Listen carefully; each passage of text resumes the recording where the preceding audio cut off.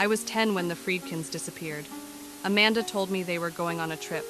I believed her because that's what best friends do, even when things don't make sense. I remember watching through their basement window that night, my knees pressed into wet grass. Amanda had asked me to come, said I needed to see. The black thing wasn't supposed to be there. Even at 10, I knew that. It rose from the concrete floor like a shadow made solid, smooth, and wrong, and perfect. I watched them fold themselves inside. First Mr. Friedkin, then Mrs. Friedkin. Their bodies bent at impossible angles, bones crackling like static. They didn't scream. They smiled. Amanda went last. Before she squeezed through that impossible opening, she pressed her hand against the window glass. Her fingers were too long, joints bending backward. "Don't tell," she whispered. Her voice sounded like many voices. I kept her secret for 30 years, but lately my mirrors have been showing me things. My reflection bends in ways it shouldn't. My joints feel loose, like they're preparing for something. Last night, I found black granite growing from my basement floor. Just a small triangle, barely visible through the concrete. I understand now. The Friedkins weren't leaving. They were making room for others. I can feel the angles changing inside me.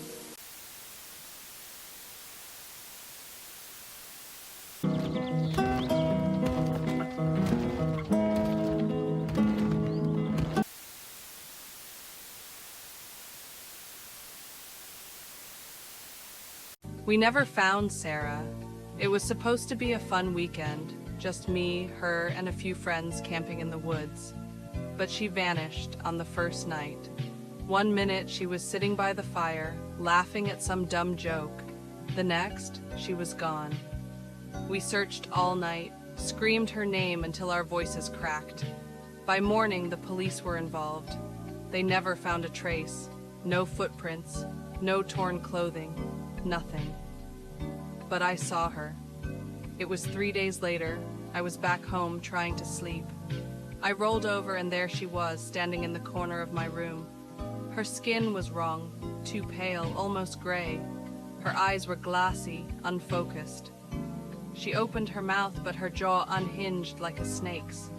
No sound came out, but I swear I heard her voice in my head, whispering something I couldn't understand. I screamed, and she was gone. It's been years, but sometimes, late at night, I hear her voice again. Faint. Close. Come back to the fire.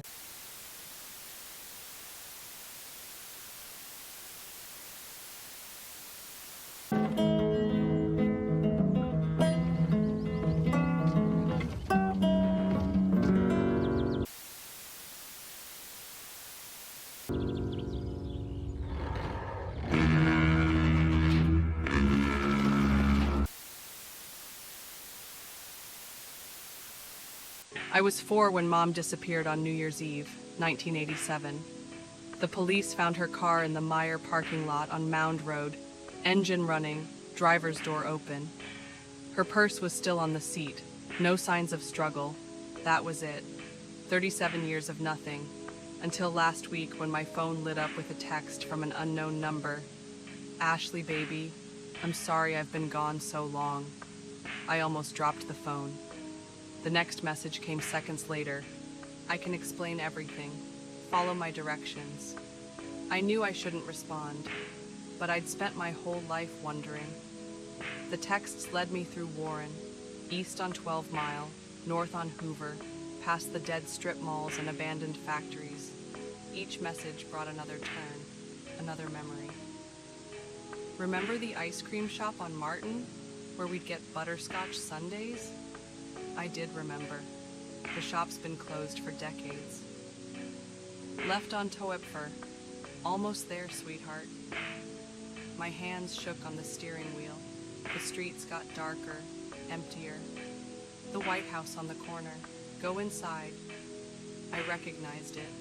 We'd lived there before she vanished, before Dad moved us away. The front door was unlocked. The house smelled like mold and rot. Down to the basement. Something scratched at my memories. A dark shape, a wrong smell, wet sounds in the night. I've been waiting so long. The basement door creaked open. Stale air rushed up. Come see what I've become. I took the first step down. My phone buzzed one last time. The final message from my mother said, "Did you ever wonder why Daddy moved us so quickly after I disappeared?"